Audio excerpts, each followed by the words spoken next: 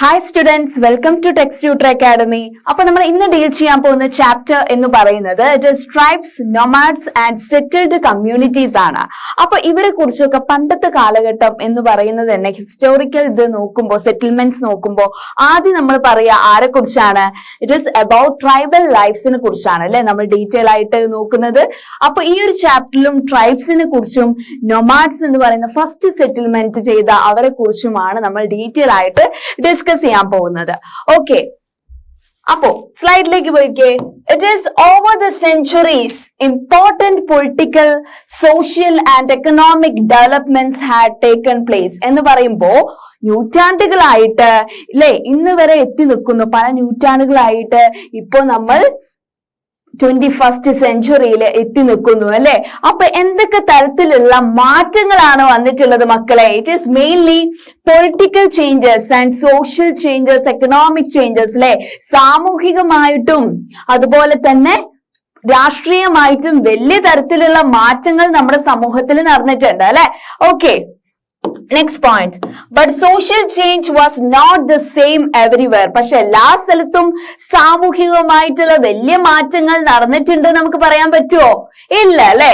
Because different kinds of societies evolved differently.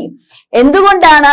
പല സമൂഹങ്ങളും ഉണ്ടായിട്ടുള്ളത് വ്യത്യസ്തമായിട്ടാണ് എന്നാണ് കേട്ടോ പറയുന്നത്. It is over the centuries important political, social and economic developments had taken place. And second one, but social change was not the same everywhere because different kinds of societies evolved differently എന്നാണ് പറയുന്നത്. Okay, ഇനി next സ്ലൈഡിലേക്ക് നോക്കിക്കേ മക്കള്. In large parts of subcontinent, okay, society was already divided according to the rules of Varna system. അപ്പൊ മക്കൾക്ക് കാണാം സമൂഹത്തില് എന്ന് പറയുമ്പോ ഓരോരുത്തരുടെയും പണിയുടെ അടിസ്ഥാനത്തിൽ അവരെ വേർതിരിച്ചിട്ടുണ്ട്. കാസ്റ്റ് സിസ്റ്റം നമുക്ക് ഒന്നാമത് പറയാം. It is according to the rules of varna system. It is caste system അല്ലെ വന്നു. ഇന്ത്യയുടെ പല ഭാഗത്തായി പണ്ട് കാലത്ത് കേരളത്തിന്റെ പല പ്രദേശങ്ങളും നിലനിന്നിരുന്ന ഒരു സിസ്റ്റം ആയിരുന്നു വർണ്ണ സിസ്റ്റം അല്ലെങ്കിൽ കാസ്റ്റ് സിസ്റ്റം. ആളുകളെ അവരുടെ ജാതിയുടെ പേര് പറഞ്ഞ് അവരെ വിഭജിച്ചു അല്ലെ. Okay, and this varna system as prescribed by the brahmanas. ഇത്തരം കാസ്റ്റ് സിസ്റ്റം സ്ട്രക്ചർ കൊണ്ടുവന്നത് ആരാണ് മക്കളെ? ബ്രാഹ്മണാസ് ആണ് അല്ലെ. were accepted by the rulers of large kingdom. വലിയ ഭരണാധികാരികൾ ഇത്തരത്തിലുള്ള കാസ്റ്റ് സിസ്റ്റം റൂൾസ് ആക്സെപ്റ്റ് ചെയ്യുകയും ചെയ്തു, സ്വീകരിക്കുകയും ചെയ്തു എന്നാണ് പറയുന്നത്. in large parts of subcontinent society was already divided according to the rules of Varna. പിന്നെയോ second point, these rules as prescribed by the Brahmanas. ഇത്തരത്തിലുള്ള വർണ്ണ സിസ്റ്റം റൂൾസ് ഒക്കെ കൊണ്ടുവന്നത് ബ്രാഹ്മണാസ് ആണ്. were accepted by the rulers of large kingdom. അത് വലിയ അവിടെ ഓരോ റീജിയൻസിലും ഭരിച്ചുകൊണ്ടിരുന്ന ഭരണാധികാരികൾ ഇത്തരത്തിലുള്ള ബ്രാഹ്മൺസ് കൊണ്ടുവന്ന വർണ്ണ സിസ്റ്റം സ്വീകരിക്കുകയും ആക്സെപ്റ്റ് ചെയ്യുകയും ചെയ്തു എന്നാണ് കേട്ടോ മക്കളെ പറയുന്നത്. ഓക്കെ, അപ്പൊ നെക്സ്റ്റ് ടോപ്പിക് ആണ് ഇനി നമ്മൾ ഡിസ്കസ് ചെയ്യാൻ പോകുന്നത്. Beyond big cities, tribal societies. അപ്പൊ നമുക്ക് പണ്ടുള്ള ട്രൈബൽ സൊസൈറ്റീസിനെ കുറിച്ച് ഡീറ്റെയിൽ ആയിട്ട് അറിഞ്ഞാലോ? അതിന്റെ ഫസ്റ്റ് പോയിന്റ് നോക്കിക്കേ മക്കള്. Many societies in the subcontinent did not follow the social rules and rituals prescribed by the Brahmanas. കുറെ പ്രദേശങ്ങള് ഇത്തരത്തില് ബ്രാഹ്മൺസ് കൊണ്ടുവന്ന കാസ്റ്റ് സിസ്റ്റം ഫോളോ ചെയ്യാതെയായി. അവർക്ക് അതിൽ ഇൻട്രസ്റ്റും ഇല്ല ഇത്തരത്തിലുള്ള ഒരു വർണ്ണ സിസ്റ്റം ഫോളോ ചെയ്യുന്നതിൽ എന്നാണ് കേട്ടോ ഫസ്റ്റ് പോയിന്റ് പറയുന്നത്. സെക്കൻഡ് പോയിന്റ് എന്താ പറയുന്ന മക്കളെ? nor were they divided into numerous unequal classes. അപ്പോ ഈ ബ്രാഹ്മണാസ് ഡിവൈഡ് ചെയ്ത തരത്തിലുള്ള വർണ്ണ സിസ്റ്റത്തിനോട് ചില പ്രദേശങ്ങളിലുള്ള ആളുകൾ യോജിച്ചില്ല. പക്ഷെ അവര് ആളുകളെ എങ്ങനെയാണ് ഡിവൈഡ് ചെയ്തത്? അൺഈക്വൽ ക്ലാസസ് ആയിട്ടാണ്, പല ക്ലാസസ് ആയിട്ട് അവരെ ഡിവൈഡ് ചെയ്തു ഓരോ ജനങ്ങളെയും. അത്തരത്തിലുള്ള ഒരു society, such societies are often called tribes. അതില് വൺ ക്ലാസ് ആണ് എന്ത് ട്രൈബ്സ് എന്ന് പറയുന്നത്. ഒരു സെക്ഷൻ ആണ് ട്രൈബ് സൊസൈറ്റി അല്ലെ ട്രൈബൽ സൊസൈറ്റി എന്ന് പറയുന്നത്. ഓക്കെ, എന്ന് വെച്ചാൽ ട്രൈബൽസ് എന്ന് പറയുമ്പോൾ അവരുടേതായിട്ടുള്ള കൾച്ചറിൽ അവരുടേതായിട്ടുള്ള റിച്വലില് ജീവിച്ചു പോരുന്നവരാണ്. അവർക്ക് ഈ ബ്രാഹ്മണ സ്വർണ സിസ്റ്റത്തിൽ നിന്ന് അവർ അനുകൂലിക്കില്ല അല്ലെ. ഓക്കെ, അപ്പൊ നമ്മൾ എന്താ പറഞ്ഞത്? Many societies in the subcontinent did not follow the social rules and rituals that is prescribed by the Brahmanas. Brahmanasന്റെ വർണ്ണ സിസ്റ്റം ചില പ്രദേശങ്ങളിലുള്ള ആളുകൾ അനുകൂലിച്ചില്ല. അവർക്ക് അവരുടെ ഇടയിൽ അൺഈക്വൽ ക്ലാസസ് ആയിട്ടാണ് ഡിവൈഡ് ചെയ്തിരിക്കുന്നത്. ഫോർ എക്സാമ്പിൾ ട്രൈബ്സ് എന്ന് പറയുന്നത്, ട്രൈബൽ സൊസൈറ്റീസ് എന്ന് പറയുന്നത്. Okay, members of each tribe were united by kingship bonds. അല്ലേ, എന്ന് വെച്ചാല് ഓരോരുത്തർക്ക് ഓരോ ട്രൈബ്സിലുള്ള ആളുകളെയും കണക്ട് ചെയ്യുന്നത് അവരുടെ ബ്ലഡ് റിലേഷൻഷിപ്പ് ആണ് എന്നാണ് പറയുന്നത്. Okay, and many tribes obtain their livelihood from agriculture. അതുപോലെ തന്നെ ഈ ട്രൈബൽ സൊസൈറ്റീസിന്റെ മെയിൻ ലൈവ്ലിഹുഡ് അവർ എന്തിനായിരുന്നു ആശ്രയിച്ച് ജീവിച്ചിരുന്നത്? കൃഷിയെ ആയിരുന്നു അല്ലെ. It is members of each tribe united by kinship bonds and many tribes obtained their livelihood from agriculture. Okay, second point മക്കൾ നോക്കിക്കേ. ഒരു വിഭാഗത്തിലുള്ള ട്രൈബൽ സൊസൈറ്റീസ് ആശ്രയിച്ചിരുന്നത് കൃഷിയെ ആണെങ്കിൽ മറ്റൊരു ട്രൈബൽ സൊസൈറ്റി ആശ്രയിച്ചിരുന്നത് എന്തിനെയായിരുന്നു മക്കളെ? It is they were hunter gatherers. എന്ന് വെച്ചാൽ ഫോറസ്റ്റിലൊക്കെ പോയി ഇത്തരത്തിലുള്ള ഫയർവുഡ് വർക്ക്സ് ഒക്കെ അല്ലെ, എന്ന് വെച്ചാൽ ഈ മരങ്ങളെ തടികളുള്ള ബാഗ്സ് ഒക്കെ ഇല്ലേ, ചില്ലകളൊക്കെ അവർ ശേഖരിച്ച് അവരുടെ വീട്ടിലേക്ക് കുക്കിങ്ങിനും അതുപോലെ തന്നെ ഫ്രൂട്ട്സ് ഒക്കെ കളക്ട് ചെയ്യും അവരുടെ വിശപ്പടക്കാൻ വേണ്ടിയിട്ട്. ചിലവർ അതായിരുന്നു അവരുടെ പണി എന്ന് പറയുന്നത്. ചിലവർ ഹേർഡേഴ്സ് ആയിരുന്നു. ചിലവർ സ്വന്തമായിട്ട് ഇങ്ങനെ കാറ്റിൽസിനൊക്കെ റിയർ ചെയ്ത് ഷീപ്പിനൊക്കെ റിയർ ചെയ്യുന്ന കുറെ ജോബ്സ് ഉള്ള ട്രൈബൽസ് പീപ്പിളും ഉണ്ടായിരുന്നു എന്നാണ് പറയുന്നത്. Okay, and most often they combined these activities to make full use of the natural resources of the area in which they lived. എന്ന് വെച്ചാല് കുറച്ചുപേര് അഗ്രികൾച്ചർ ഡിപ്പെൻഡ് ചെയ്താണ് കഴിയുന്നതെന്ന് ടീച്ചർ പറഞ്ഞില്ലേ. കുറച്ചുപേര് ഹണ്ടേഴ്സ് ആണ്, ഗ്യാദറേഴ്സ് ആണ്, അതായത് കാറ്റിൽ റിയറേഴ്സ് ആണ്. ഓക്കെ, അങ്ങനെയാകുമ്പോ അവർക്ക് എന്താണ് ഈ എൻവിറോൺമെന്റിലുള്ള എല്ലാ സാധനങ്ങളിലും അവർക്ക് എന്താ സ്വതന്ത്രമായിട്ട് നല്ല രീതിയിൽ യൂസ് ചെയ്യാനുള്ള റൈറ്റ് ഉണ്ട് അല്ലെ ട്രൈബൽസിന്. ഓക്കെ, അപ്പൊ നമ്മൾ എന്തൊക്കെയാ പറഞ്ഞത് മക്കളെ? Members of each tribe were united by the kingship bonds. അവരുടെ ബ്ലഡ് റിലേഷൻഷിപ്പ് റിലേറ്റഡ് ആയിട്ടാണ് ഓരോ ട്രൈബും കണക്ട് ചെയ്തിരിക്കുന്നത്, ബന്ധപ്പെടുന്നത് അല്ലെ. And many tribes obtain the livelihood from agriculture. ഒരു സെക്ഷൻ ഓഫ് ട്രൈബൽ പീപ്പിൾ ആശ്രയിക്കുന്നത് കൃഷിയെയാണ് അല്ലെ. പിന്നെ മറ്റുള്ള സെക്ഷൻ ഓഫ് ട്രൈബൽ പീപ്പിൾ എന്തിനെയാണ് ആശ്രയിക്കുന്നത് മക്കളെ? They were hunter gatherers or herders അല്ലെ. അവര് ഹണ്ടർ ഗാദറേഴ്സും ഹേർഡേഴ്സും ആണോ അല്ലെ. Often they combined this activities. എല്ലാവരും ഒരുമിച്ച് ചെയ്യാൻ തുടങ്ങുമ്പോൾ അഗ്രികൾച്ചറും അതുപോലെ തന്നെ ഹണ്ടിങ്ങും അതുപോലെ തന്നെ ഹേർഡേഴ്സും ഒക്കെ ഒരുമിച്ച് കളക്ട് ചെയ്യാൻ തുടങ്ങുമ്പോ അല്ലെ, കമ്പൈൻ ചെയ്ത് ഗ്രൂപ്പ് ചെയ്ത് കളക്ട് ചെയ്യാൻ തുടങ്ങുമ്പോൾ അവർക്ക് എല്ലാ നാച്ചുറൽ റിസോഴ്സസും ഉപയോഗിച്ചുകൊണ്ട് നല്ല രീതിയിൽ ജീവിക്കാൻ പറ്റും അല്ലെ. ഓക്കെ, നെക്സ്റ്റ് സ്ലൈഡിലേക്ക് പോയാലോ. ഇങ്ങനെയുള്ള ചില ട്രൈബ്സിന് നമ്മൾ എന്ത് പേരിട്ട് വിളിക്കും? നൊമാഡിക് എന്നൊരു പേരിട്ട് വിളിക്കും. എന്താണ് നൊമാഡിക് എന്നൊരു ടേം കൊണ്ട് ഉദ്ദേശിക്കുന്നത് മക്കളെ? It is moved from one place to another. Nomadic people എന്ന് പറയുമ്പോൾ ഒരു സ്ഥലത്ത് മാത്രം പെർമനന്റ് ആയിട്ട് നിൽക്കുന്ന ആളുകളാണോ, സ്ഥിരമായി നിൽക്കുന്ന ആളുകളാണോ മക്കളെ? അല്ല അല്ലെ.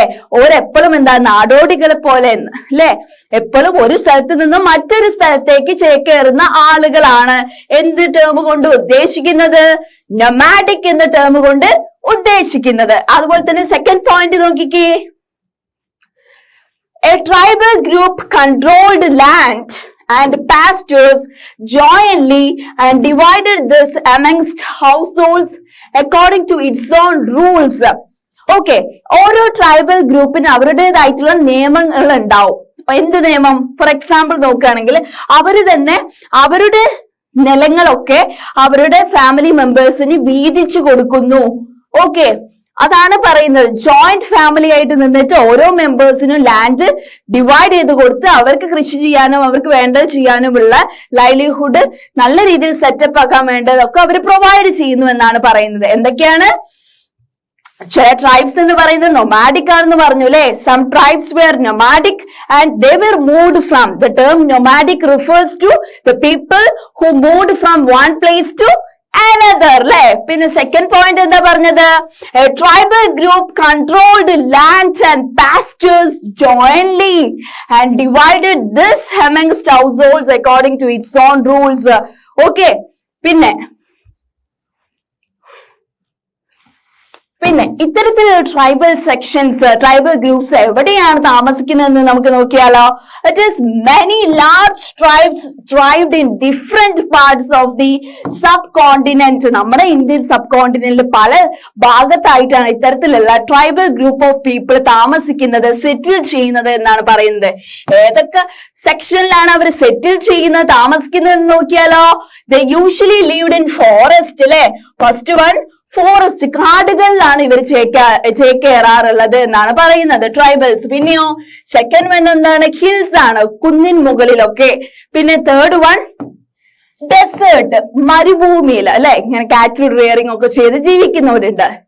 And the places difficult to reach, നമുക്ക് ബുദ്ധിമുട്ടേറി എത്താൻ പറ്റാത്ത സ്ഥലങ്ങളിലായിരിക്കും ഇത്തരത്തിലുള്ള ട്രൈബൽ ഗ്രൂപ്പ്സ് താമസിക്കുന്നത്. Like places like forest, hills, desert. Okay, next point. Sometimes they will clash with the more powerful caste-based society. ഇങ്ങനെ വർണ്ണ സിസ്റ്റം ഉള്ള സൊസൈറ്റീസിലേക്ക് ഇവർ വന്നാൽ അവർക്ക് ആ ഒരു റൂൾസും പാലിക്കേണ്ടി വരും. അതുപോലെ എപ്പോഴും ഇവർ തമ്മിൽ കണ്ട എപ്പോഴും ക്ലാഷസ് ആണ്, സംഘർഷമാണ് ഉണ്ടാവുക എന്നാണ് പറയുന്നത്. ഓക്കെ, അപ്പൊ നമ്മൾ എന്തൊക്കെയാ പറഞ്ഞത് മക്കളെ? It is many large tribes thrived in different parts of subcontinent. Like they lived in forest, hills, desert and places that were difficult to reach. Then a second point is that sometimes they clashed with the more powerful caste-based societies എന്നാണ് പറയുന്നത് അല്ലെ. Okay, ഇനി next one. അങ്ങനെ വളരെ ബുദ്ധിമുട്ടിയിട്ടാണ് അവർ അവരുടെ സംസ്കാരത്തെ ഇതുവരെ നൂറ്റാണ്ടുകളായിട്ട് ഇന്നത്തെ പ്രസന്റ് സൊസൈറ്റി വരെ അവരുടെ കൾച്ചർ അവർ ഫോളോ ചെയ്യുന്നു. മറ്റുള്ളവരെ അല്ലെ, മോഡേൺ ചിന്താഗതിക്കാരെ ഇവരെ ഇതുമായിട്ട് അടുപ്പിച്ചിട്ടില്ല. അവർക്ക് അവരുടേതായിട്ടുള്ള കൾച്ചർ, റിച്വൽസ് ഒക്കെ ഫോളോ ചെയ്യുന്ന ഒരു സെക്ഷൻ ഉണ്ടെങ്കിൽ അത് ട്രൈബൽ സൊസൈറ്റി മാത്രമാണ് അല്ലെ മക്കളെ. It is in various vase the tribes retained their freedom. അവർ അവരുടെ സ്വാതന്ത്ര്യം നല്ല രീതിയിൽ നേടിയെടുക്കുകയും preserved their separate culture എന്നാണ് പറയുന്നത്. അവരുടെ സംസ്കാരം നല്ല രീതിയിൽ സംരക്ഷിക്കാനും അവർക്ക് നല്ല രീതിയിലുള്ള കഴിവുണ്ട് എന്നാ പറയുന്നത്. പിന്നെയോ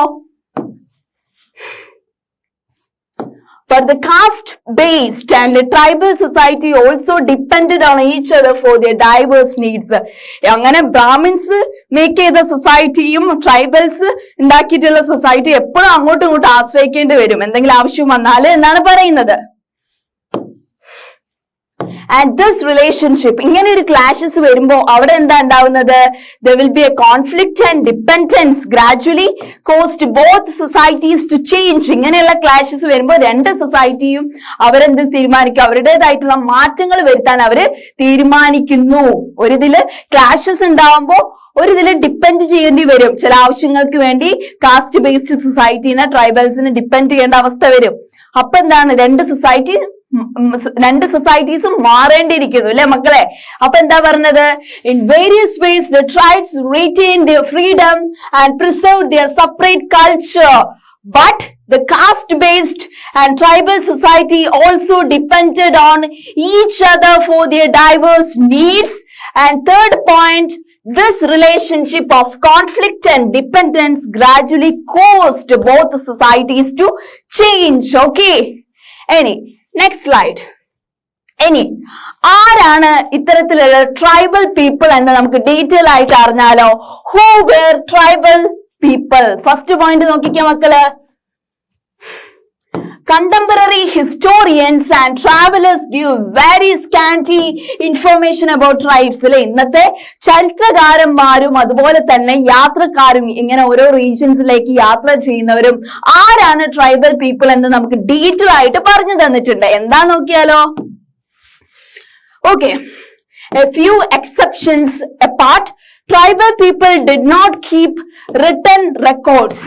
എന്ന് വെച്ചാല് ഈ ട്രൈബൽ പീപ്പിളിന് അവരുടെ സംസ്കാരം ഉയർത്തിപ്പിടിക്കുന്നതിൽ വലിയ തരത്തിലുള്ള ഒരു കഴിവുള്ളവരാണ് അല്ലെ. പക്ഷെ അവർക്ക് അവരുടേതായിട്ടുള്ള എഴുതപ്പെട്ടിട്ടുള്ള ചരിത്രപരമായിട്ടുള്ള പുസ്തകങ്ങളോ ഒന്നുമില്ല എന്നാണ് പറയുന്നത് കേട്ടോ. But they preserved rich customs and oral tradition. പക്ഷെ അവർ ഇപ്പോഴും എന്താണ് അവരുടെ സംസ്കാരം ഉയർത്തിക്കൊണ്ട് പോകുന്നു എന്ന് മാത്രം, അത് റിട്ടൺ ആയിട്ട് ഒരു പുസ്തകത്തിലും ഇല്ല എന്നാണ് പറയുന്നത്. ഓക്കെ, പിന്നെയോ ഓറലി ആണ് അവർ എല്ലാ സ്റ്റോറീസും ഒരാളിൽ നിന്ന് മറ്റൊരാളിലേക്ക് എത്തിക്കുന്നത്, അവരുടെ ചരിത്രപരമായിട്ടുള്ള എല്ലാ കാര്യങ്ങളും എന്നാണ് പറയുന്നത്. This way pass down to each new generation. അവരുടെ ഓരോ പരമ്പരയിലേക്കും ഈ ഓറലി പറഞ്ഞുകൊണ്ടിരിക്കുകയാണ് അവരുടെ ചരിത്രം, അല്ലാതെ റിട്ടൺ ആയിട്ടുള്ള റെക്കോർഡ്സ് ഒന്നും ട്രൈബൽ പീപ്പിളിന് ഇല്ല എന്നാണ് പറയുന്നത്. ഓക്കെ, അപ്പൊ എന്താ പറഞ്ഞത്? Who where tribal people? It is the tribal people did not keep written records, but they preserved the rich customs and oral traditions, and this were passed down to each new generation. Okay, and next slide. ഇതാണ് നമ്മുടെ tribal people. Okay,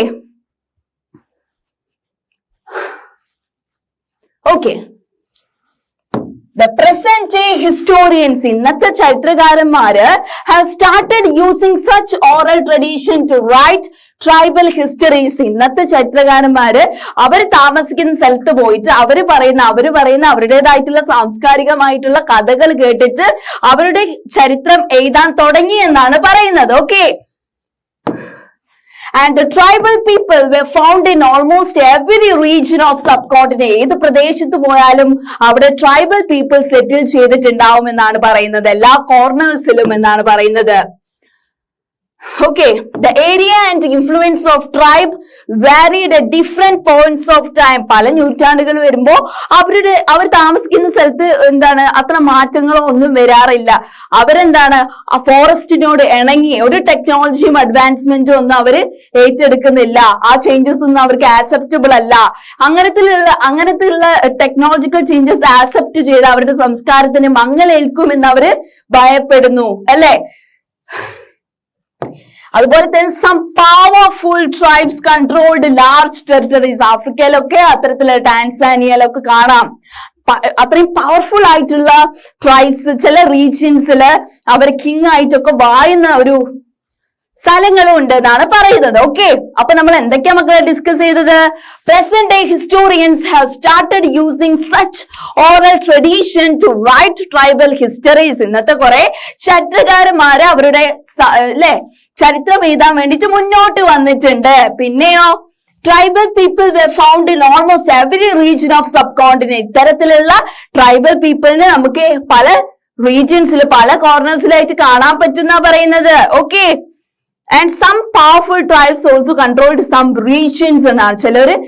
ചില regions അവരുടെ കീഴടക്കി വെച്ചിട്ടുണ്ട് എന്നാണ് പറയുന്നത്.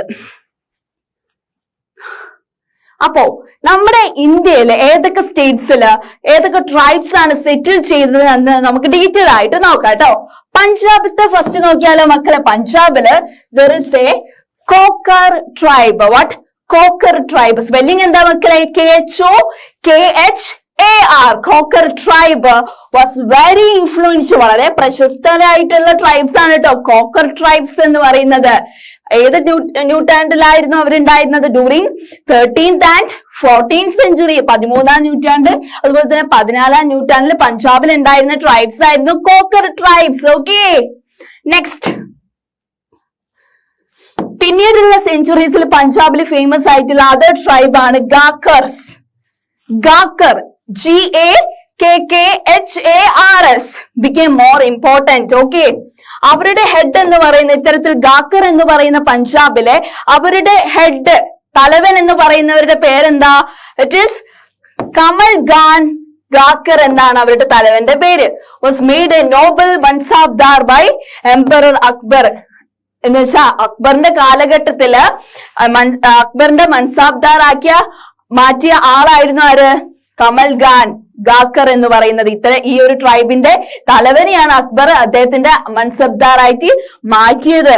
മൻസബ്ദാർ എന്ന് നമ്മൾ പഠിച്ചതാണ്. മൻസബ്ദാർ എന്ന് പറയുമ്പോൾ എന്താണ്? റവന്യൂ കളക്ട് ചെയ്യാൻ വേണ്ടി ഏൽപ്പിക്കുന്ന ആളുകളാണ് അല്ലെ.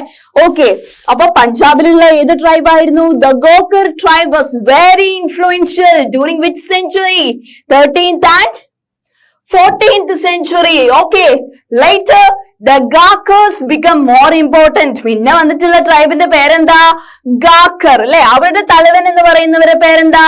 It is Kamal Gakkhar was made a noble mansabdar by Emperor Akbar. Okay, next slide.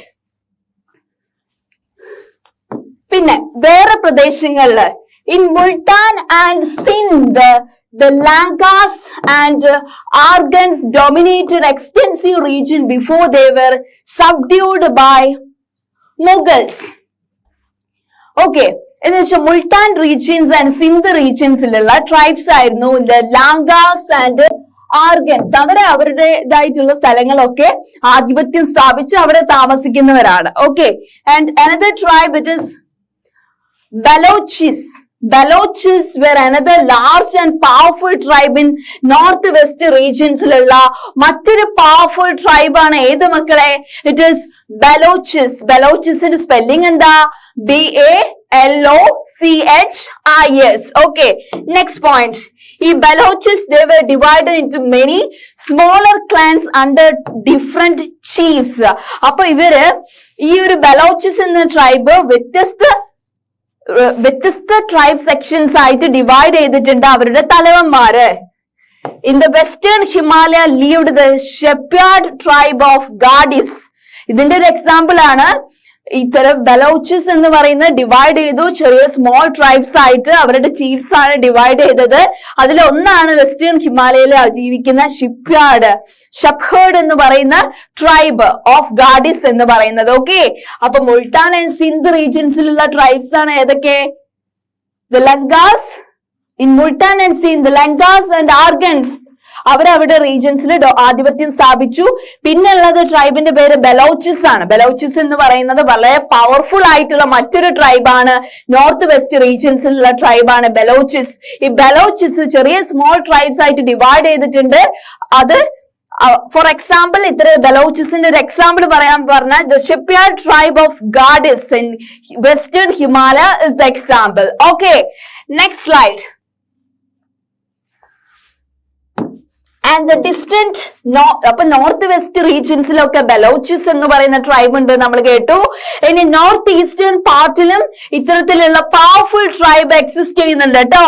The distant north eastern part of subcontinent too was entirely dominated by tribes. അവിടെയുള്ള ട്രൈബ്സിന്റെ പേരെന്തൊക്കെയാ? It is first one the Nagas, second one Ahams and many others. Okay, അപ്പൊ നമ്മൾ പറഞ്ഞു ബലോച്ചിസ് എന്ന് പറയുന്ന north west റീജിയൻസിലുള്ള ഒരു ട്രൈബാണ്, powerful ട്രൈബാണ്. അപ്പൊ അതുപോലെ തന്നെ നോർത്ത് ഈസ്റ്റേൺ പാർട്ടിലും ഉള്ള ട്രൈബ്സ് ഉണ്ട്, പവർഫുൾ ആയിട്ടുള്ള ട്രൈബ്സ് ഉണ്ട്. അവരുടെ പേരെന്തൊക്കെയാ മക്കളെ? It is first one the Nagas, second one Ahams. Okay, and second point. Okay, and in many areas of present day Bihar and Jharkhand there is Chero chiefdoms had emerged by the 12th century. അങ്ങനെ ഇന്നത്തെ ബീഹാറിലും ജാർഖണ്ഡിലും ഒരു powerful ആയിട്ടുള്ള tribe വന്നു. അവരുടെ പേരെന്താ? It is Chero. ഏത് നൂറ്റാണ്ടിലാണ് ചേറോ എന്നൊരു ട്രൈബ് ബീഹാറിലും ജാർഖണ്ഡിലും വന്നത്? It is in 12th century. Okay, 12ാം നൂറ്റാണ്ടിലാണ് ബീഹാറിലും ജാർഖണ്ഡിലും ചേറോ എന്ന് പറയുന്ന CHERO ചേറോ എന്ന് പറയുന്ന ട്രൈബ്സ് വന്നിട്ടുള്ളത്. Okay, next one. Raja Mansingh, Akbar's famous general, attacked and defeated the Cheros in 1591. അക്ബറിന്റെ മിലിറ്ററി തലവനായിട്ടുള്ള രാജ മൻസിംഗ് ചേറോ എന്ന് പറയുന്ന ട്രൈബിനെ അറ്റാക്ക് ചെയ്ത് അവരെ തോൽപ്പിച്ചു എന്നാണ് പറയുന്നത്. ഏത് വർഷം? 1591. പിന്നെന്ത് സംഭവിച്ചു? A large amount of booty was taken from them, but they were not entirely subdued. കുറെ എന്താണ് അവരുടെ നാച്ചുറൽ റിസോഴ്സസ് ഒക്കെ അവർ കളക്ട് ചെയ്ത് കൊണ്ടുപോയി, പക്ഷെ അവരെ തോറ്റില്ല. അല്ലെ? ഇത്തരത്തിലുള്ള ചേറോസ് ട്രൈബ് ഈ അക്ബറിന്റെ മിലിറ്ററിക്ക് മുന്നിൽ തോറ്റില്ല. And under Aurangzeb, Mughal forces captured many Chero fortresses and subjugated the tribe. പിന്നെ ഔറംഗസേബും ഇത്തരത്തിൽ അക്ബറിന്റെ അതേ പാത്ത് ഫോളോ ചെയ്തുകൊണ്ട് ആ ചേറോ ട്രൈബിനെ മൊത്തത്തിലായിട്ട് അവിടുന്ന് ഇല്ലാതാക്കി എന്നാണ് പറയുന്നത്. Okay, it is under the Rajman Singh, Akbar's famous general ആയിട്ടുള്ള Raja Man Singh attacked and defeated the Cheros in 1591. Okay, a large amount of booty was taken from them, but they were not entirely subdued. Okay, and under Aurangzeb rule ചെയ്യുമ്പോ Mughal forces captured many Chero fortresses and they subjugated the tribe. Okay, ഇനി ഒറീസയിലും ബംഗാളിലുമുള്ള ട്രൈബൽസിനെ കുറിച്ച് നമുക്ക് അറിഞ്ഞാലോ? അവരുടെ പേര് കേട്ടാലോ? It is the Mundas and Santals were among the other important tribes that lived in this region. അല്ലെ, Mundas and Santals ആണ് എവിടെ ഉള്ളത്? ഒറീസ ആൻഡ് ബംഗാളിലുള്ള ട്രൈബൽ സെക്ഷൻ ഓഫ് പീപ്പിൾ എന്ന് പറയുന്ന പേരാണ്. It is first one Mundas and second one Santals. Okay, second point നോക്കിക്കേ. അതുപോലെ തന്നെ മഹാരാഷ്ട്ര ആൻഡ് കർണാടകയിലുള്ള ട്രൈബൽ സെക്ഷൻ പറയുന്ന പേര് നോക്കിയാലോ? In the Maharashtra highlands and Karnataka were home to Kolis and Berats. അല്ലെ, എന്ന് വെച്ചാൽ മഹാരാഷ്ട്ര ഹൈലാൻഡ്സിലും കർണാടകയിലും സെറ്റിൽമെന്റ് നടത്തുന്ന ട്രൈബൽ സെക്ഷൻ ഓഫ് പീപ്പിൾ എന്ന് പറയുന്ന പേരെന്താണ്? It is first one Kolis and Berads. കോളിസിന്റെ സ്പെല്ലിംഗ് എന്താ? KOLIS. ബെറാഡ്സ് എന്ന് പറയുന്ന ട്രൈബൽ സെക്ഷന്റെ പേരെന്താ? ട്രൈബൽ സെക്ഷന്റെ സ്പെല്ലിംഗ് എന്താണ്? BERADS. അപ്പോ മഹാരാഷ്ട്രയിലുള്ള അതുപോലെ തന്നെ കർണാടക ഹൈലാൻഡ്സിലുള്ള tribal section it is Kolis and Berads. അതുപോലെ തന്നെ നമ്മൾ പറഞ്ഞു ഒറീസ ബംഗാളിലുള്ള ട്രൈബൽ സെക്ഷൻ ഓഫ് പീപ്പിൾ എന്ന് പറയുന്ന പേരെന്താ? It is Mundas and Santals. Okay, ഇത്തരത്തിലുള്ള കോളിസ് എന്ന് പറയുന്നത് ട്രൈബൽ സെക്ഷൻ മഹാരാഷ്ട്രയിലും കർണാടകയിലും മാത്രമല്ല ഉള്ളത്, ഗുജറാത്തിലും അവർ എക്സിസ്റ്റ് ചെയ്യുന്നുണ്ട്, ലീവ് ചെയ്യുന്നുണ്ട്. Kolis were lived in Gujarat too, അല്ലേ? Okay, next one. അതുപോലെ തന്നെ സൗത്ത് റീജിയൻസ് ഓഫ് ഇന്ത്യയിലും കുറെ ട്രൈബൽ സെക്ഷൻസ് ലീവ് ചെയ്യുന്നുണ്ട്. അവരെ കുറിച്ച് നമുക്ക് നോക്കണ്ടേ? For the south they were large tribal population. കൂടുതൽ ട്രൈബൽ പോപ്പുലേഷൻ ഉള്ളത് സൗത്ത് റീജിയൻസിലാണ്. ആരൊക്കെയാണ്? It is Koragas, Vetars, Maravars and many others. South റീജിയൻസിലുള്ള ട്രൈബൽ സെക്ഷൻ ഓഫ് പീപ്പിളിന്റെ പേരെന്താ? കൊറാഗാസ് എന്ന് പറയുമ്പോൾ spelling KORAGAS and Vetars VETARS and third one Maravars MARAVARS. Okay, next. And the large tribe of Bhils എന്ന് പറയുന്ന ട്രൈബ്, അല്ലെ, BHILS എന്ന് പറയുന്ന ട്രൈബ് കൂടുതൽ കാണപ്പെടുന്നത് എവിടെയാണ്? It is in western and central ഇന്ത്യയില് കാണപ്പെടുന്ന ട്രൈബൽ സെക്ഷന്റെ പേരാണ് Bhils, BHILS. Okay, okay. And by the late 16th century, 16ാം നൂറ്റാണ്ടിന്റെ അവസാനമായപ്പോ ഇത്തരത്തിലുള്ള ബിൽസ് എന്ന് പറയുന്ന sections settled agriculturalist and some even zamindars ആയി മാറി എന്നാണ് പറയുന്നത്. അപ്പൊ നമ്മൾ പറഞ്ഞു സെൻട്രൽ ഇന്ത്യയിലുള്ള വെസ്റ്റേൺ ആൻഡ് സെൻട്രൽ ഇന്ത്യയിൽ തിങ്ങിപ്പാർക്കുന്ന ട്രൈബൽ സെക്ഷൻസ് അവർ കുറെ പേര് കൃഷിക്കാരായി, കുറെ പേര് ജമീന്ദാസ് ആയിട്ട് പവർഫുൾ ആയി എന്നാണ് പറയുന്നത്. ഓക്കെ, സൗത്ത് റീജിയൻസിലുള്ള ട്രൈബ്സിന്റെ പേരെന്താ? കൊറാക്സ്, Vetas and Maravas. Okay, large tribes in western and central India, it is Bhils. Okay, ഇത്തരത്തിലുള്ള Bhils in the late 16th century they had become agriculturalists and zamindars. Okay, അപ്പൊ ചിലവര് agriculturalist ആയി, ജമീന്ദാസ് ആയി. ചില section of Bhils tribal groups എന്ത് ജോലി ചേർന്നു? They remained as a hunter gatherers ജോബും ചെയ്തു എന്നാണ് പറയുന്നത്. ഓക്കെ, ഇനി next tribal section of people എന്ന് പറയുന്നത് ഇറ്റ് ഇസ് ഗോൺസ് ആണ്. ഗോൺസ്, GONDS. അവരെവിടെയാ കാണപ്പെടുന്നത്? It is they were found in great numbers. നല്ല ജനസംഖ്യയുള്ള ആളുകളാണ് കേട്ടോ ഈ ഗോൺസ് എന്ന് പറയുന്നത്. എവിടെയൊക്കെയാ ഉണ്ടാവുക? ഏതൊക്കെ സ്റ്റേറ്റ് ആണ്? First one Chhattisgarh, second one Madhya Pradesh, third one Maharashtra, fourth one Andhra Pradesh. Okay, ഇത്തരത്തിലുള്ള ബിൽസിനെ കുറിച്ച് പറഞ്ഞു ചിലവര് അഗ്രികൾച്ചറലിസ്റ്റ് ആണ്, കുറെ പേര് എന്താണ് ജമീന്ദാസ് ആണ്. അതല്ലാതെ ബിൽസ് ട്രൈബൽ ഗ്രൂപ്പ് ചെയ്യുന്ന മറ്റൊരു ജോലി എന്ന് പറയുന്നത് they were engaged in hunters or gatherers. പിന്നെ നെക്സ്റ്റ് കൂടുതലായിട്ട് കാണപ്പെടുന്ന ഇന്നത്തെ പ്രസന്റ് ഡേ സ്റ്റേറ്റ്സിൽ കൂടുതലായി കാണപ്പെടുന്ന ഒരു ട്രൈബൽ സെക്ഷൻ ഓഫ് പീപ്പിൾ ആണ് ഗോൺസ്, GONDS. ഏതൊക്കെ സ്റ്റേറ്റിലാണ് ഇത്തരത്തിലുള്ള ട്രൈബൽ സെക്ഷൻ ലാർജ് നമ്പർ ആയിട്ട് കാണപ്പെടുന്നത്? First one Chhattisgarh, second one Madhya Pradesh, third one Maharashtra, fourth one Andhra Pradesh. Okay, ഇനി നെക്സ്റ്റ് നമ്മൾ ഡിസ്കസ് ചെയ്യാൻ പോകുന്ന അടുത്ത ടോപ്പിക് എന്ന് പറയുന്നത് how nomads and mobile people lived. എങ്ങനെയാണ് നൊമാഡ്സ് എന്ന് പറയുമ്പോൾ എന്താണ് ഈ ഒരു ടേം സിഗ്നിഫൈ ചെയ്യുന്നത്? ഒരു സ്ഥലത്ത് മാത്രം അവർ താമസിക്കുന്ന ആളുകളല്ല, ഒരു സ്ഥലത്ത് നിന്ന് മറ്റൊരു സ്ഥലത്തേക്ക് എപ്പോഴും ചേക്കേറി പോകുന്ന ആളുകൾ. അവരെ കുറിച്ച് അറിയണ്ടേ? ഓക്കെ.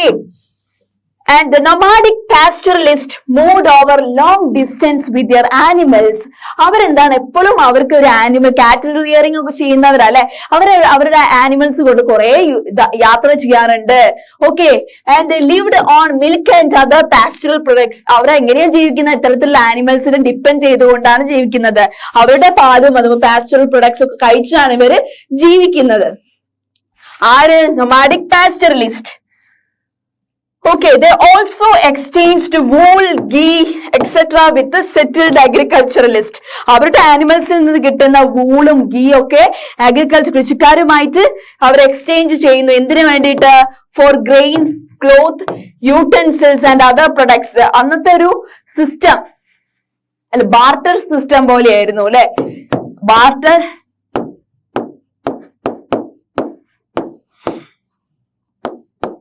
എന്താ മക്കളെ? ബാർട്ടർ സിസ്റ്റം എന്ന് പറയുമ്പോൾ നമ്മുടെ കയ്യിലുള്ള കൊടുത്തിട്ട് അവരുടെ കയ്യിലുള്ള സാധനങ്ങൾ വാങ്ങുക അല്ലെ. എന്ന് വെച്ചാല് ഇവിടെയുള്ള നൊമാഡിക് പീപ്പിൾ അവരുടെ ആനിമൽസിന്റെ വൂളും ഗീയും ഒക്കെ അവരെന്ത് ചെയ്യും? കൃഷിക്കാർക്ക് കൊടുത്ത് കൃഷിക്കാർ കഴിയുമ്പോൾ എന്തൊക്കെ വാങ്ങും? Grain, cloth, utensils and other products വാങ്ങും എന്നാണ് പറയുന്നത്. ഓക്കെ, ഇതാണ് നൊമാഡിക് പീപ്പിൾ കേട്ടോ. അവരവരുടെ ആനിമൽസുമായിട്ട് സവാരി ചെയ്യുന്നതാണ് കാണിക്കുന്നത്. Okay, they bought and sold these goods as they moved from one place to another, transporting them on their animals. ഇവർ ഹോഴ്സസ് ആയിരിക്കും, ഹോഴ്സസിന്റെ കൂടെ ആയിരിക്കും ട്രാവൽ ചെയ്യുന്നത്. അവർക്ക് അവരുടേതായിട്ടുള്ള ആനിമൽസിനെ ഡിപ്പെൻഡ് ചെയ്തുകൊണ്ട് ഇവർ കാറ്റൽ റിയറിങ്ങും ഷീപ്പ് റിയറിങ്ങും ഒക്കെ ചെയ്യുന്നവരായിരിക്കും. അപ്പൊ ആ ഒരു പ്രൊഡക്ട്സ് ഓരോ സ്ഥലത്ത് അവർ വിറ്റിട്ട് സെയിൽ ചെയ്തുകൊണ്ടായിരിക്കും അവരെന്ത് ചെയ്യുന്നത്? അവരുടെ ലൈവ്ലിഹുഡ് എക്സിസ്റ്റ് ചെയ്യുന്നത്. ബിക്കോസ് നൊമാഡിക് പീപ്പിൾ എന്ന് പറയുമ്പോൾ ഒരു സ്ഥലത്ത് പെർമനന്റ് ആയിട്ട് ജീവിക്കുന്നവരല്ല, അവര് ഓരോ സ്ഥലത്തേക്ക് ചേക്കേറുന്നവരാണ്. അപ്പൊ ഇങ്ങനെയുള്ള ഫേമസ് ആയിട്ടുള്ള ഒരു നൊമാഡിക് പീപ്പിളിന്റെ പേര് പറയട്ടെ. It is Banjaras. Okay, Banjaras spelling എന്താ? BANJARAS. It is the most important trader nomads ആണ്. Their caravan was called Tanta. എന്ന് വെച്ചാൽ ഈ ഒരു നൊമാഡ്സ് എന്ന് പറയുമ്പോൾ ട്രേഡേഴ്സ് ആണ്. ഓക്കെ, ആ ഒരു അവര് ഈ ട്രേഡ് ചെയ്യാൻ വേണ്ടി യൂസ് ചെയ്യുന്ന കാരവന്റെ പേരാണ് tanda. It is TANDA. Okay, അപ്പൊ ഈ nomadic people bought and sold this good as they moved from one place to another, transporting them on their animals. Okay, the Bancharas were the most important trader nomads. Their caravan was called Tanda, TANDA. Okay, and Alauddin Khilji used the Bancharas to transport grain to the city market. ഇങ്ങനെ ഈ അലാവുദ്ദീൻ ഖിൽജി ഒക്കെ ഈ ഒരു tribal section ബെഞ്ചാരാസിനെയാണ് depend ചെയ്യുക. ഇത്തരത്തിൽ അവർ സമ്പാദിച്ചുള്ള agriculture productions, grains ഒക്കെ മാർക്കറ്റിൽ എത്തിക്കാൻ വേണ്ടിയിട്ട്. Okay, and emperor Jahangir wrote in his memories that Bancharas carried grain on their bullocks from different areas and sold it in towns. Alauddin ഖിൽജിക്കും ജഹാംഗീറിനും വലിയ തരത്തിൽ ഹെൽപ്ഫുൾ ആയിരുന്നു ഈ ബെഞ്ചാരാസ് എന്ന് പറയുന്ന ട്രൈബൽ സെക്ഷൻ അല്ലെ. നൊമാഡിക് ട്രേഡേഴ്സ് അവരെന്താണ്? അവരുടെ ബുള്ളറ്റ് കാർട്ടിൽ എല്ലാ ഗ്രെയിൻസും അവരുടെ റീജിയനിലെ ഗ്രെയിൻസ് കളക്ട് ചെയ്ത് മാർക്കറ്റിലേക്ക് എത്തിക്കുന്നു. അത് അലാവുദ്ദീൻ ഖിൽജിക്കും ജഹാംഗീറിനും വലിയ തരത്തിൽ ഹെൽപ്ഫുൾ ആയി മാറി എന്നാ പറയുന്നത് കേട്ടോ. Okay, next slide. They transported food grain for the Mughal army. Okay. During military campaigns ഇവര് ഈ യുദ്ധം ഉണ്ടാവുന്ന ടൈമിലൊക്കെ ആർമിക്ക് ഫുഡ് എത്തിക്കാനുള്ള ജോലിയും ഈ ഒരു ബഞ്ചാരാസിനാണ്. With a large army there could be 1 lakh bullocks carrying grain. വലിയൊരു ആർമി ആയിരിക്കും. മുഗൾ ആർമി എന്ന് പറയുന്നത് വലിയ ആർമിയാണ്. അവർക്കൊക്കെ ഗ്രെയിൻ എത്തിക്കും. 1 lakh bullocks ആണ് പോവുക എന്ന് പറയുന്നത്, ഗ്രെയിൻ ക്യാരി ചെയ്തിട്ട് എന്നാണ് പറയുന്നത്. ഓക്കെ. ഇത്തരം നൊമാഡിക് പീപ്പിളിന്റെ മറ്റു ജോലികൾ എന്തൊക്കെയാ മക്കളെ? Many pastoral tribes reared and sold animals such as cattle, horses to the prosperous people. വലിയ പൈസക്കാരായ ആളുകൾക്ക് അവരുടെ കാറ്റിലും ബുള്ളക്സ് ഒക്കെ സെയിൽ ചെയ്തിട്ട് പൈസ ഉണ്ടാക്കും. അതുപോലെ തന്നെ different castes of petty peddlers also traveled from village to village. ഇതിൽ മറ്റൊരു ജോലി ചെയ്യുന്നവരാ പെറ്റി പെഡ്ലേഴ്സ് എന്ന് പറയുന്നത്. സാധനങ്ങളൊക്കെ ഓരോ ഗ്രാമങ്ങൾ തോറും ഇങ്ങനെ പോയി വിൽക്കുന്നവരെ പെറ്റി പെഡ്ലേഴ്സ് എന്ന് പറയും. ഓക്കെ. അപ്പൊ നമ്മൾ എന്താ പറഞ്ഞത്? ഇത്തരത്തിലുള്ള Banjaras, nomadic trader people transported food grain for the Mughal army during military campaigns, and many pastoral tribes reared and sold animals such as cattle and horses. Okay. And they made and sold wares such as ropes and reeds, straw matting and horse sacks. അപ്പോ ഇത്തരത്തിലുള്ള nomadic people എന്തൊക്കെയാണ് അവർ ഉണ്ടാക്കി വിൽക്കുന്നത് മാർക്കറ്റിലേക്ക്? First one ropes ആണ്, second one reeds, third one straw matting, fourth one horse sacks. അതൊക്കെ അവരെന്ത് ചെയ്യും? ഉണ്ടാക്കി വിൽക്കും. പിന്നെയോ sometimes mendicants acted as wandering merchants. They were castes of entertainers who performed in different towns and villages for their livelihood. ചിലവര് എന്റർടൈൻമെന്റിന് വേണ്ടിയിട്ട് ഇങ്ങനെ jokers ആയിട്ട് ഓരോ സിറ്റീസിൽ ഇതായി പൈസ ഉണ്ടാക്കുന്നവരും ഉണ്ട് എന്നാ പറയുക. ഒരു കോമാളിയായി നിന്നിട്ട് മറ്റുള്ളവർ ചിരിപ്പിച്ചുകൊണ്ടും ഒക്കെ പൈസ ഉണ്ടാക്കുന്ന ആളുകളുണ്ട് എന്നാണ് പറയുന്നത്. അതുവരെ വാൻഡറിങ് മെർച്ചന്റ്സ് എന്നാണ് പറയുക. ഇത്തരത്തിലുള്ള ട്രൈബൽ സെക്ഷൻ നാടോടികൾ കണ്ടിട്ടില്ലേ? പല തരത്തിൽ സാഹസികമായിട്ടുള്ളതൊക്കെ ചെയ്തിട്ട് ലാസ്റ്റ് അല്ലെ അങ്ങനെ പൈസ ഉണ്ടാക്കുന്നവരും ഇവരതിലുണ്ട് എന്നാണ് പറയുന്നത്. ഓക്കെ. അപ്പൊ ഇത്തരത്തിലുള്ള കാര്യങ്ങളാണ് നമ്മൾ മെയിൻലി ഡിസ്കസ് ചെയ്തിട്ടുള്ളത് അല്ലെ. കുറെ ട്രൈബൽ പീപ്പിൾസിന്റെ കാര്യം നമ്മൾ പറഞ്ഞു അല്ലെ. ഏതൊക്കെ ട്രൈബൽ പീപ്പിൾസിന് നമ്മൾ പറഞ്ഞത്?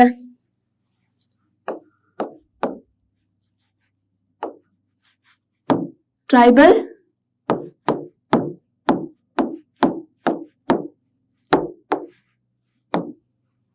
ഓക്കെ. എന്തൊക്കെ ട്രൈബൽ പീപ്പിളിനെ കുറിച്ച് നമ്മൾ പറഞ്ഞത്?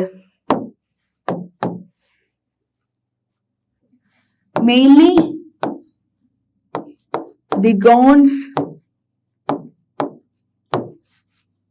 അതുപോലെ തന്നെ ബഞ്ചാരാസ് ഒക്കെയാണ് പ്രൊമിനന്റ് ആയിട്ടുള്ളത് അല്ലെ. ബഞ്ചാരാസ് എന്ന് പറയുന്നത് ഡിപ്പെൻഡ് ചെയ്തിട്ടുള്ള ആളുകളായിരുന്നു. അലാവുദ്ദീൻ ഖിൽജി, അതുപോലെ തന്നെ ജഹാംഗീർ.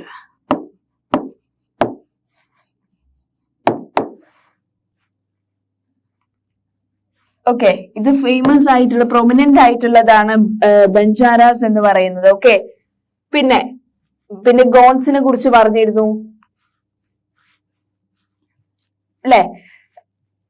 പിന്നെ നമ്മൾ ഗോൺസിനെ കുറിച്ച് ബിൽ ട്രൈബ്സ് അല്ലെ, അതുപോലെ തന്നെ കോറഗാസ്, വേട്ടാസ്, മാരവാസ് അത്തരത്തിലുള്ള ട്രൈബ്സിനെ കുറിച്ച് പറഞ്ഞു. Mundas and Santals and Orissa and Bengal അല്ലെ, അവരെ കുറിച്ചൊക്കെ നമ്മൾ പറഞ്ഞു അല്ലെ.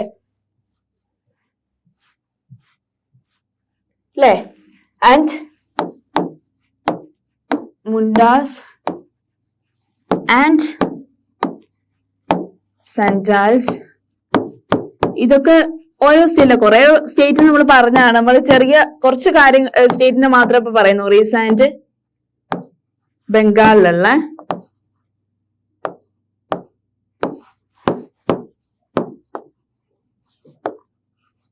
ഓക്കെ. പ്രൊമിനന്റ് ആയിട്ടുള്ളത് കാര്യങ്ങൾ ഗോൺസും അതുപോലെ തന്നെ ബാഞ്ചാറാസ് എന്ന് പറയുന്നതിനെയായിരുന്നു ട്രൈബൽ സെക്ഷനെ ഡിപ്പെൻഡ് ചെയ്ത കിങ്സ് ആയിരുന്നു അലാവുദ്ദീൻ ഖിൽജി ആൻഡ് ജഹാംഗീർ. പിന്നെ Mundas and Santals and Orissa and ബംഗാളിലുള്ള ട്രൈബൽ സെക്ഷൻ ഓഫ് പീപ്പിളിന്റെ കാര്യമാണ് നമ്മളിപ്പോ ഡിസ്കസ് ചെയ്യുന്നത്. ബാക്കിയൊക്കെ നമ്മൾ ഓരോ ഇതിൽ ഡിസ്കസ് ചെയ്തതാണ്. ഓക്കെ.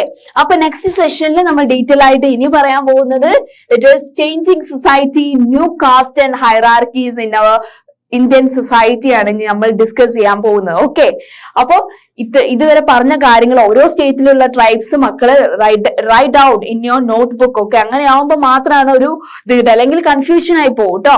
ഓക്കെ, അപ്പൊ നെക്സ്റ്റ് ക്ലാസ്സിൽ നമുക്ക് കാണാം കേട്ടോ. Okay, thank you.